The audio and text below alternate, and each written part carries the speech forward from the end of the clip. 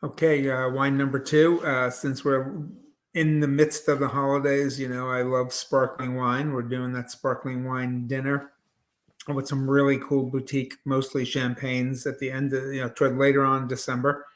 Um, but I want to find a reasonable, more affordable group sort of sparkling wine.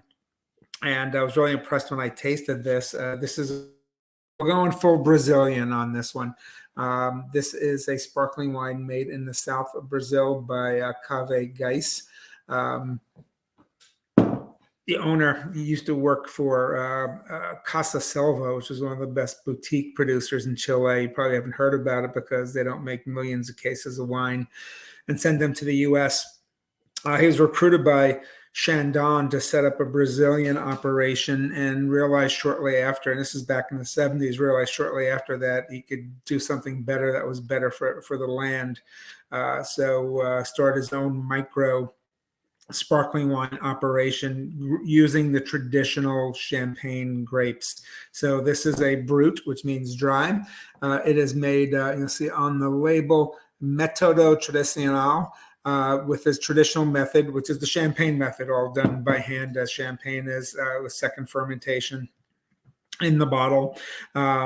We saw when we've had sparkling wines from Italy. We did the one from Piemonte last year around this time, or maybe it might have been January. For the wine dinner last month, we also did the Sicilian. Those are Metodo Classico, again made in a champagne style. So this is the phrase they use in Brazil. Brazil is one of the biggest wine markets and turning into one of the bigger wine growing regions. Of course, just doesn't get here into this. It's one of the world's largest economies too, but the wine just doesn't really get here to this country. Geisse has actually tripled the demand globally for their output of sparkling wine, and so Wines for the World, the same folks that brought us Esselina from last month, brings this wine in too. Very cool winery, into fair trade and fair labor practices. They provide standalone housing for the families of all their employees at the winery. They also have used it's kind of interesting, a Chilean technology they adapted, where they do not need to use pesticides. It's called thermal pest control. And what it does is it kind of stimulates the self-defense mechanism of the vines.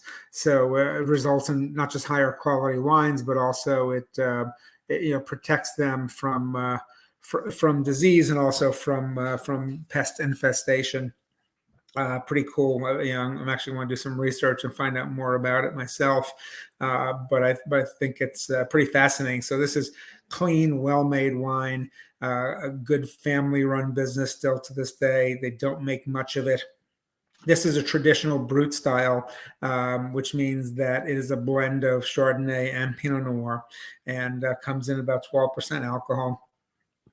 This is just a really nice wine. They also do a more budget second label called Amadou, and those wines are actually really well regarded too. But I wanted to step up for their primary label, the family name, the Cafe Geisse. So there you go. Now you'll be able to not just celebrate. By the way, I did not pick this because I think Brazil is going to win the World Cup. I have very little opinion on that. But hey, if they do win, you'll have a Brazilian wine to help celebrate with that.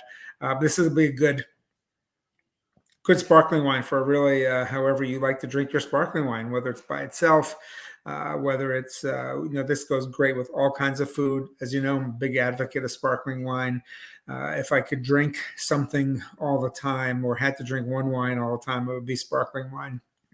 So I hope you enjoy this one. It'll be dry in style, but not bone dry. They do make a bone dry version, Brut Nature, where they add no, there's no sugar into the dosage, no natural sugar. So this is going to have a little bit, but still going to be a dry wine. Certainly not an extra dry / semi-sweet profile that, say, a Prosecco has. This really is like a traditional champagne, just not the totally bone dry version. When talking with the head of sales for Wines for the World, he said that these wines are so well regarded and such great value. He uses these as a sort of intro wine to their portfolio when he's trying to get by the glass placements in some of the best restaurants in New York, because it's not a cheap, inexpensive, or not well made sparkling wine. It is well made, but it's not super expensive like a champagne. So it really works well for high end restaurants wine list as a by the glass pour too. So he said this is kind of his this is his calling card. What he starts them off with. So there you have it. Hope you enjoy it.